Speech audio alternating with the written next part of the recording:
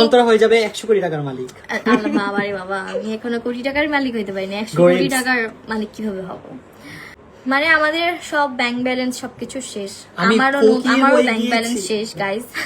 আমার নতুন শপে আমার হোল লাইফে আমার যত ইনভেস্টমেন্ট ছিল, মানে আমার যত আর্নিং ছিল সব আমি ইনভেস্ট করে ফেলছি। তো কে যাচ্ছে বিদেশে? আচ্ছা, এইবারের ট্রিপটা যেহেতু আমার বিজনেসের কাজে যাচ্ছি, তো আমি আর রাকিবই যাচ্ছি। মানে বিজনেস কাজে গেলে অনেক হাঁটাহাঁটি করা লাগে। নরমালি আমরা চায়না থেকে মাত্রই আসছি ভাই, ওদের যে পরিমাণে কষ্ট হয়েছে, ঋতু জয়ের অনেক কষ্ট করছে। কোন দেশে যাচ্ছ এটা সবার কোশ্চেন, বাট কোন দেশে যাচ্ছে এটা বলবো না। আজকে অলমোস্ট 10K ভিউয়ার্স জয়েন করে ফেলতেছে আমাদের সাথে। বাবা আগে থেকে একটা ভালো পর্যায়ে ছিল এবং আমি ওই বাবার দেয়াই সবকিছু করতেছি। যে বাসা, এটা বাবার বাসা, খাই এটাও বাবার হোটেলেই খাই। আমরা কোন রকম রুমটা একটু ইন্টেরিয়র করে নিয়েছি, দ্যাটস ইট। সবই বাবার হোটেলেই খাই বলতে গেলে। হ্যাঁ, ইনকাম করি, ফ্যামিলিকে লাগলে যখন লাগবে অতটুকু সাপোর্ট দিতে চাই। বাবা যদি বলে কালকে আমাকে এইটা কিনে দাও, ওইটা কিনে দাও, সামর্থ্য আমার আছে। আপু কি লাগছে দেখছো, কোটি টাকা কামাই আমাকে দিয়ে দাও। আপনি আমারে দেন ভাই, এত কোটি কোটি টাকার মালিক, ওনার বাড়িও আছে, আমাদের তো বাড়িও নেই। দেখেন, আমি এতদিন ধরে ইউটিউব করছি, আমার নিজের একটা বাড়ি নেই, আমি বাবার বাড়িতে বসে আছি।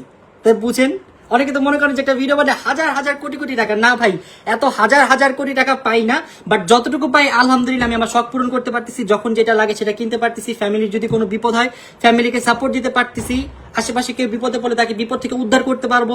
নিজের কোনো কিছু লাগলে সেটা কিনতে পারবো, বাবা মায়ের স্বপ্ন পূরণ করতে পারবো। যতটুকু দরকার আলহামদুলিল্লাহ আমি অতটুকু পাচ্ছি, এতটুকুই বলবো।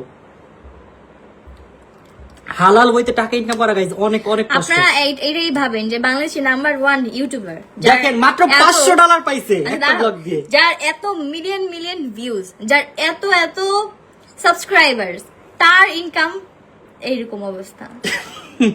তাহলে আমাদের আমি সত্যিটা বললাম, শুনেন, আমি সত্যিটা বললাম, কোন ইউটিউবার বলবে না, বুঝছেন? সবাই সবার নিজের ইনকাম লুকায়, মানুষের সামনে বড় হওয়ার জন্য বলে যে আমি এত টাকা কামি, অত টাকা, বাট আসলে না, সবাই ভিতর দিয়ে ভোকাস খালি। বাট ফেসবুক থেকে টাকা, সেটা সত্যি। আবার আপনারা যদি স্পন্সরশিপের কথা বলেন, স্পন্সর কিন্তু এরকম ফেসবুক থেকে টাকা আসে, এটা সত্যি। বাট ফেসবুক থেকে যখন রিলস ছিল তখন টাকা আসতো, এখন আবার অফ হয়ে গেছে।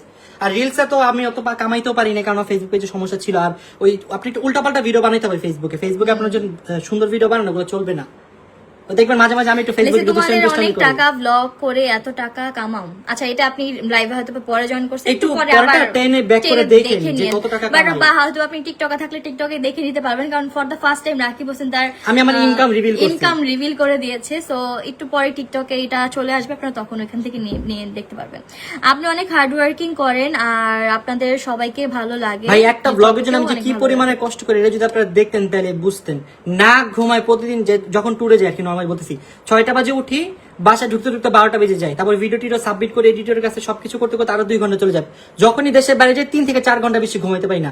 একদিন আমি একটা ব্লগ না বানাইলে আমার কিছু হবে না, বাট তারপর আমি বানাই যে না, আসছি, মানুষ বসে আছে, ব্লগ দেখবে। আমি বলি, আমরা এত সুন্দর করে গেট আপ নেই, লুক দেই, একটা ছবিও তুলতে পারি না। আমরা কোথাও গেলে দেখবেন আমাদের কোনো ছবি নাই। কেন ছবি নাই? কারণ এই যে ব্লগ সারাদিন বসে থাকি যে ব্লগটা কিভাবে বানাবো, কি করব, বোরিং করা যাবে না। একটা কথা বলার সময় বারবার ভেবে বলি যে কি বলবো, কোনো কথা যদি উল্টাপাল্টা হয়ে যায়, একটা ভুল বলে ফেললাম, কখন কোনটা ভুল মানুষের খারাপ লাগে, সবকিছু মেইনটেইন করতে হয়। আর আমাদের তো মনে করেন এই এতটুকু চুন পরিমাণের ভুল হইলে আপনারা ওইটা নিয়ে মানে অনেক কি করে ফেলে মানুষজন। এখন সোশ্যাল মিডিয়াটা এরকম, আসলে মানুষ ভিউজের জন্য পাগল, যে কে কাকে ছোট করে বা কে কাকে করে কিভাবে ভিউজ নিতে পারবে। আর নেগেটিভ জিনিসে ভিউজ বেশি, সো মানুষ নেগেটিভ জিনিসটাকে বেশি ফোকাস করে।